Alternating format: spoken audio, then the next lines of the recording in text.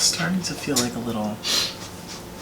You're about to go on a flight, so get everybody sick on the plane. You don't want that. You should go to the grocery store and get me some, vitamin C That supplements. doesn't sound like me, but, I'll hope for your wellness. Maybe it'll start to sound like me that I won't edit this video. Oh, good luck. I don't care. That's not much of a You hear that, threat. ladies and gentlemen? He doesn't care about you. I mean, I do care about you, but this time... You don't care about the Tonys. Hey everybody, welcome back to another episode of Two Gay Mats. It's Matt Steele. It's Matt Palmer. And the Tony Awards were tonight, everyone's favorite award show, the one I look forward to every single year. Yes. Matt Palmer sat in that chair right there the entire time, just like... It was a long ceremony. It's so hard. The Tony Awards are so hard because they're not like the Oscars, they're not like the Grammys, it's not even like the Emmys where it's like, it's so accessible, you can watch and see and listen to everything that's nominated, so you have some sort of idea of what you're rooting for. The Tony Awards, we live in Los Angeles, California. We haven't seen any of these shows. Half of their cast recordings haven't even come out yet. Right, so that's not our fault. I was so mad. I tried listening to Hadestown today, and I found out that the cast recording was postponed. I mean, there's like the concept cast recording, but like, I'm not gonna listen to that. I want to listen to the OBC. In Oklahoma, I've been waiting for that cast recording for a long time, and it's coming out end of June. What am I gonna do end of June? Come on, I want Oklahoma now. So, of what you did see Matt Palmer, what made you go, ooh, maybe I want to see that on Broadway? I thought Choir Boy looked incredible. Right? Choir Boy, you know, every year you're like, oh, the musicals. Choir Boy, loved it. Amazing. And I mean, I just liked the story behind it. I liked that the writer was the guy who wrote the play that inspired Moonlight. Obviously the performance was amazing. It had musical elements. I mean, I'm surprised it's not a musical, but like, sure. And I just wanted to read more about it, hear more about it, and see it. And I thought our NYU buddy, Ali Stroker, did an amazing job in her Oklahoma was not my favorite show, but she did an amazing job in her section, and when she won, it was so exciting. We both knew her back in college separately. I mean, we didn't really know. I knew her. No, you didn't. I didn't really. She was a year above me she was in college, but she was in the same musical theater program. So like, I talked to her like twice. Oh, okay. But also, I knew of Ali Stroker because when I was a kid, I went to New York with my brother to see a show called Kids for Kids. It was like a charity thing where these kids sang songs to raise money for Duchenne muscular dystrophy. It was a thing, and she sang this amazing song. I think it's just called the Wheelchair Song, and it's a fucking bop. Like, it's great. I mean, this has nothing to do with the Tony Awards, right? But if there's access to the Wheelchair Song sung by a young Ali Stroker somewhere, it's a jam. Find it. So I knew of Ali Stroker, and then when I went to college with her, I was like, that's just the girl who sang the Wheelchair Song in Kids for Kids. Yes, I'm thrilled that she won. Exactly, so exciting. We love the first person, first wheelchair user to win a major acting award. Yes. Like, that's insane. I mean, first to be on Broadway, then first to get nominated for a Tony, and then first to win a Tony. It's like, she's just beat them all. Yeah, there were so many winners that I was so excited for that finally have Tonys. Celia Keenan Bolger, who I've just seen the trajectory of her career just getting older and older and older, but the characters she plays just keep getting younger and younger and younger. She only plays children. She's the one who won. She literally only plays children. Why? Because she's amazing. Or she plays like people with like a childlike. She was To Kill a Mockingbird? Yes, and she's wonderful. I liked her speech. Oh, everything about her is perfect. Andre J. Shields finally has a Tony Award. He's the guy, he won for Hadestown. Okay. Yeah, but the cool suit, the cool shoes, cool sneaks. Yes. I'm so happy he finally has a Tony. He's been doing this for decades and decades and decades. And that's the thing, is out of all the performances of the musicals, I'd want to listen to Hadestown right now, but I can't. Of course, but we can! In a couple of weeks, when, the delay is over. I know. And of course, Stephanie J. Block. We just seeing the trajectory of Stephanie J. Block's career, seeing her Broadway debut in The Way of Oz, and people being like, "Who is this Stephanie J. Block?" And then her winning a Tony Award. It's crazy. It's so great. She's falsettos. When I made you listen to falsettos, I'm Breaking Down. Oh, I do like that song. Great song. Yes, I made him listen to falsettos. He does not like. Not for me, but that song was lovely. He loved that song because we love Stephanie J. Block. Of course. Okay, so of the musical performances that weren't Choir Boy, what was your favorite? I have to tell you guys, I'm gonna be honest, I don't mean to be negative. Usually when I watch the show, I do feel like there's like a Dear Evan Hansen moment or a freaking Regum Keys. We were just talking about Fun Home on Patreon, where I'm just like, oh my god, this is so exciting and so invigorating. And this year what did they say in the chorus line? And I felt nothing. Wow! I give you a chorus line to listen to, and you just use it. I mean, it just really, that song encapsulates me in a lot of ways, and this was a year that I thought, these musicals don't look like things I'd want to see. Oklahoma, maybe. I've seen the show, it's not for me, but like that performance was fine. Oklahoma got a maybe from you? A maybe. Hadestown, I'd want to hear more about it. The Prom, I was told by Matt Steele that was far and away the best song in the show, and that to me is frightening.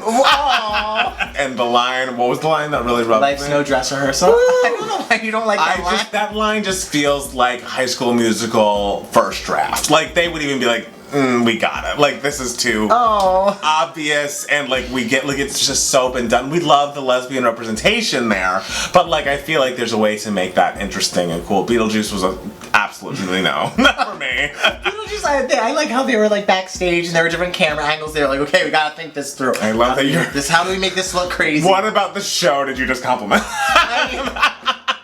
I like the camera angles. I don't know anything about the show. You know the song they performed. I do. What else was performed?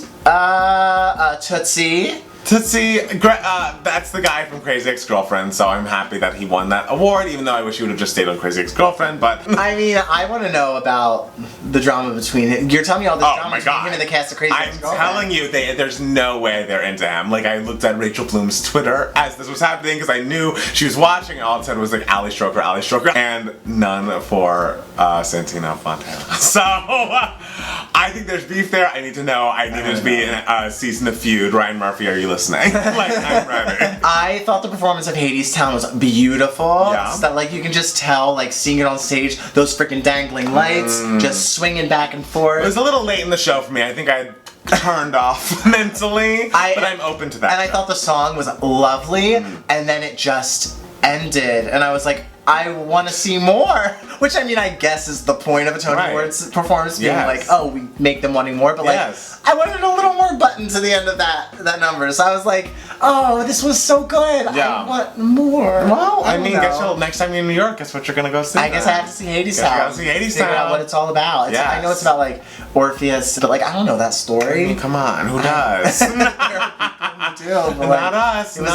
Neither of our wheelhouse. Greek tragedy stuff. So, but maybe it could be. You never know. And I love that a woman wrote it, and I love that a woman directed it, and I love that the main producer was a woman. It's like, yes, Hadestown, I'm into you. Absolutely. Because you'd think that the Tony Awards would be more progressive in that way, but it sounds like they're not. I mean, the Tony Awards are quite out of all the award shows, the Tony Awards are but you're still the most progressive. You know, this is the first team of women to win something. This is the first woman to win things. It's like, why do we keep saying this? I mean, it's surprising. I'm surprised. I'm happy, like, Elaine May won Best Leading Actress. Her speech was very funny. She's such a great, like, writer, and it's great that she finally got, like, her due, like, in the spotlight of some kind, so absolutely. I thought that was really lovely. And you know what I thought? I thought James Corden did a nice job. The opening was lovely and fun. Yeah, and I think it was his best opening of the time. Yeah, and the bathroom thing was cute with Josh Groban and Sarah Bareilles. I thought those were great. I thought the little fight moment between Audra McDonald and hilarious. Lauren was really funny. I love that we're just referencing Audra McDonald whenever we can, because like, what a fucking of course, absolute royalty. So anytime I can see her, and then Laura Linney was so fucking funny. It was great. That was a great moment. Yeah, all the moments that weren't relating to the musicals were great. Wow. I'm telling you, it's true. I know we're gonna get hateful comments, but I just have to speak my truth. That's what we're here to do. I mean, and the thing is, he can say I mean and compliment the camera angles, but he's right there with me. Look, these shows were meant to be seen in full.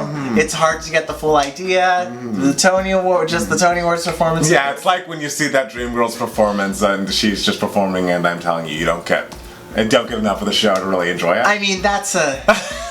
You definitely get something from that. Yes, you do. You can. And like Bernadette Peters doing Roses. Right. That's a moment I will never. And that's, I mean, maybe that those are high bars. I realize these are all-time great Tony performances, and it's not always going to be like that. But Ring of Keys and frickin' Waving Through a Window, you know, lit something within me. And Omar Sharif last year. I don't remember that as well. God damn it. But I'm sure I enjoyed it. So yes, I just felt like that was missing. I really wanted, I think Choir Boy was great, and the closest we got to that, but it wasn't a musical. The problem is, like, things just feel rushed. But, like, you get it, because, like, CBS has to keep the show going. They have to show this many TV stars just to get people viewing. So I get it. Things have to feel a little rushed. But, like, you know, let's let's figure it out. Come on, we can do it. Yeah. When we host the Tony Awards next year, what will we add to it? Well, add better shows to be nominated and performed. Like, I don't know what to tell you. Well, I honestly didn't think anything that James Corden did was bad. No, he was great. He was great. I don't think anything in between those performances was bad. I thought the speeches were good, and like Tina Fey was right at the beginning. I enjoyed seeing her and Jake Gyllenhaal trying to, get people who don't watch musicals and plays in and watching, and that was great. I thought the issue was not the show. The issue was the shows that were being highlighted. I don't mean to keep, nailing down the hammer, but it's just true. I mean, Hadestown, I feel like did have potential, and maybe I wanted to see more of it. Maybe they could have pushed that a little earlier in the show to get people more excited earlier on. But that was like the creme de la creme. They were like waiting for. They were waiting to the end for that. I mean, I get it, but like that's the critical darling. Well, maybe that. I hope that this Tony's inspired people, because like clearly many people could write a show. And maybe there are people out there who are like, I'm going to write a great, beautiful musical that's going to move people, and I'm going to showcase it on the Tonys, and by that time we will watch it, we will love it, I will express my love for it, and it'll be great. I am happy that the Tony Awards really, because years ago Tony Awards would get a lot of flack for like, oh, they're just awarding the big shows that are tourable, that are audience pleasers and everything, but it's like, no, like, the past several Best Musical winners like have all been sort of the artistic pieces that have really pushed theater forward and make musical theater not just your basic, just like song and dance, happy-go-lucky and everything, which we love those too, if they're well done. I'm really happy with sort of the trajectory of the way the Tony Awards have been awarding the shows lately. Oh, that's great. Yeah, so like last year was The Band's Visit, like Dear Evan Hansen, like Hamilton, Fun Home, we're really doing remember well, Hamilton and Fun Home? Oh. What classics. I just love Fun Home's so freaking perfect. But also, if you want to hear us talk about Fun Home, you can go to our Patreon. Yes, because we just talked about Fun We Home. did at patreon.com/2gaymats. For at least $1 a video, you can get an extra bonus video from us every week talking about things like Fun Home, Brandy's Full Moon, the Brandy Cinderella, things that aren't Brandy related, but I just love those. See, no one watching the Tony Awards video cares about Brandy. Well, Brandy's amazing and has a lot of great art out there. But right now, Matt Palmer is in the middle of listening to Evita. I am in the middle of Evita. And I'm learning it's confusing. He's very confused. I'm trying to read the synopsis to stay on page, but like, the songs are great. Of course. But it's confusing. But you can hear us talk about the songs more in depth, our full review. Yes. If you go to our Patreon. Yes. Check that out. Do you have anything else to say about the Tonys? I love Broadway, and I love musical theater, and plays.